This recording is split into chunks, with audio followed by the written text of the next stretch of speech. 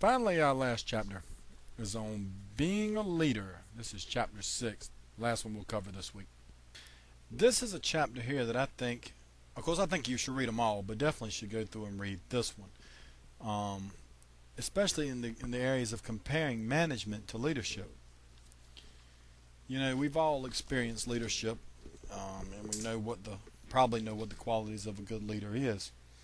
But today's businesses require managers to also be leaders. A leader, to me, is somebody that leads that people follow because they want to. A manager is somebody that's good at getting tasks done, good at getting goals set, but not necessarily good at leading people to better themselves and to improve themselves. And I think that's where leadership comes in. So we get some comparisons as we go to page 65. We get a lot of comparison between management and leaders. You know, managers assigns tasks, a leader is goal oriented. A manager might say we need, make sure we get this particular item done. A leader might say, okay, guys, we need to do this. How do you think is best? A manager assigns task. Like, in other words, a manager might say, okay, I want you to do X, Y, and Z. And then when you do it, you never get any credit for X, Y, and Z. He assumes the responsibility still. But a leadership says, I want you to take that. I know you can do it, and you're responsible for getting that done by such and such a time. A manager makes decisions and tells employees what to do, but a leader involves people in decisions and gets their buy-in and gets employees to want to achieve. A manager says, do what I say. A leader says, do what I do. A manager might say, comply because I said so. A leader inspires performance. Okay, a manager manages resource. A leader leads people. So these are some of the differences between managers and leaders.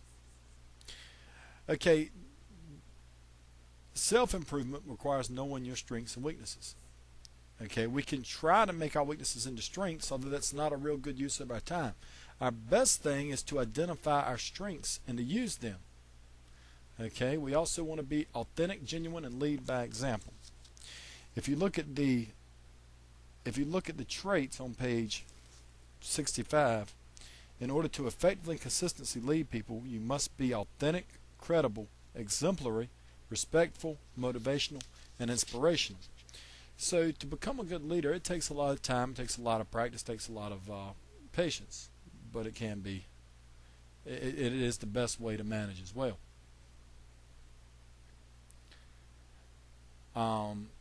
You choose to lead. Followers choose to follow you by being comfortable in accepting you as a leader and seeing the benefit of doing so. Even in the shop here at school, you've probably seen this, and a lot of you guys, I've seen y'all working in the shops and in the shop, and other students come to you and they look at you and they say, yeah, I like what this guy's doing. Nobody really made them follow you, but they realize that the results you get are good, and they want to be doing what you do. And there's also a lot of people out there that you may not even realize or even notice you, but they're using you as an example. So we always need to keep that in mind. Your employees must see that you walk the talk. Okay, if you say, I'm committed to cutting expenses, and then you spend money on something that's unnecessary to the business, they'll say, well, they want us to cut expenses because he wants more money to spend. Do they respect your beliefs, values, and attitudes? I think in order for you to lead, people that you lead must respect those. They don't necessarily have to agree with them, but they do have to respect your beliefs, values, and attitudes. They must see consistency in your actions and attributes. They must know what to expect now and in the future. If no time to build consistency, an employee must trust you and follow your guidance. The book gives an example of a fire breaking out in the building.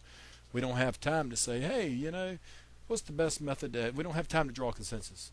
We just say, hey, it's on fire, we need to get out. So the employees must trust us. They must follow our guidance in order for us to be leaders. A leader must also inspire people to action. Okay? Your goal as a leader is to go beyond, to have people to follow and wait direction for each step. The ultimate goal is to gain their wholehearted commitment and inspire them to act.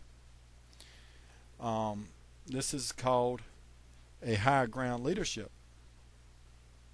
Okay. We need to be sure our people see values in what they do so they can choose to put their best effort into it. Good leaders give their people a passion to work. Okay, everybody wants to do work that's meaningful. Mundane tasks that are busy work is hardly motivating for anybody. Okay, but if you can instill in your employees how their work affects the lives of people around them, they're more likely to take their work seriously, and they're more likely to have a passion for work.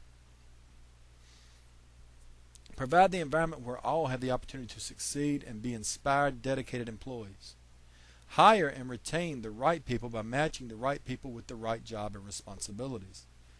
If the wrong person is in the job, recognize a problem exists and proceed through a consistent and steady process of progressive discipline. Leadership is an entire philosophy of operation and an approach to life. It springs from an individual's dedication to a strong set of beliefs and internal motivation to carry those beliefs forward. You can't fake being a leader.